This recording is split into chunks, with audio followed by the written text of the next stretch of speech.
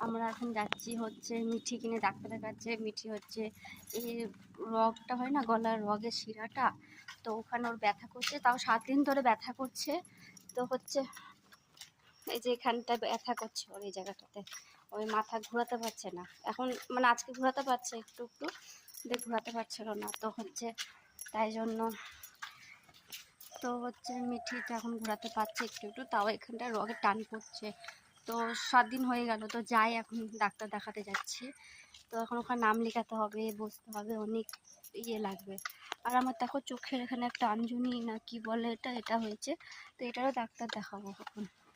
তো এটারও ডাক্তার দেখাতে যাবো, তো দুজনে দেখানো হয়ে যাবে, এক কাজে দুটো কাজ হয়ে যাবে।